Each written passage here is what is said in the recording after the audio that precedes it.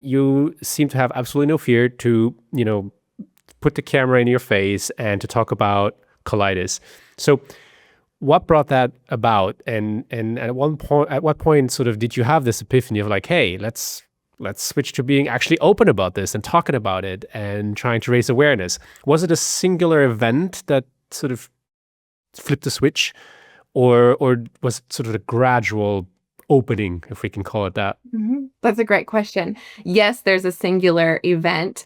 I will also say that I'm more comfortable telling my story, and social media allows for this, to people who I know relate to it, right? So it's a lot easier when we're building a community with one another. And if I'm sharing things virtually, I'm speaking to the person that I know understands and is living with the same kind of suffering, right? It's so much easier to connect on that level. I still get very insecure about people who kind of know me listening in on those things, which is, again, this learned response over time of trying to isolate. And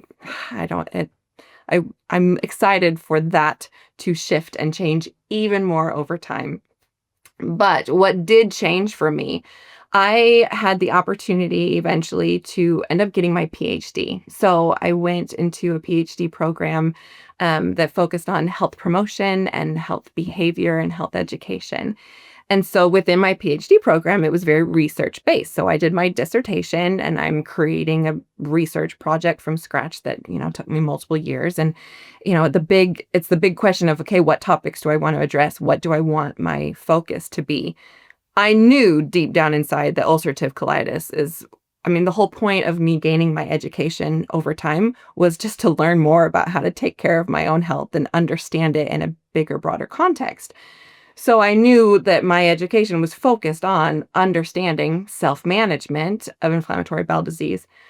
But making a decision to do a dissertation on ulcerative colitis meant that I had to tell all of my mentors and anyone who was listening and anyone who was publishing that I had ulcerative colitis.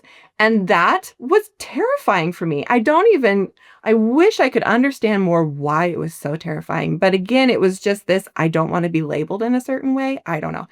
And so it delayed me because I knew what kind of work I wanted to do, but I was so intimidated by implying to the world now that what I live and breathe is ulcerative colitis.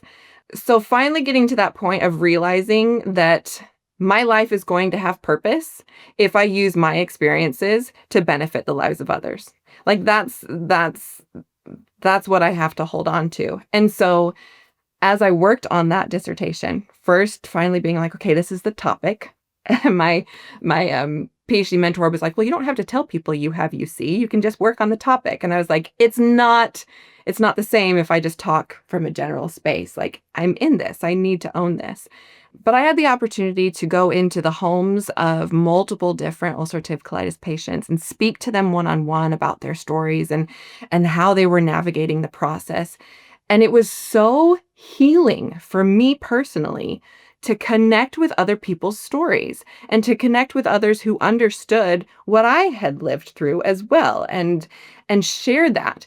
And so I very quickly learned that the more I'm authentic to myself and what I've experienced and what I value most because of these life experiences, it has shaped who I am. Why would I not own who I am now because of my experiences? So the more I tried to be more authentic to myself and realize that I wasn't alone and that there were a lot of other people dealing with this, that healing moment allowed me to give myself more permission to open up and really take ownership of this has been so much of my life. It has shaped who I am today in so many ways. I have to include it as part of who I am. I have to.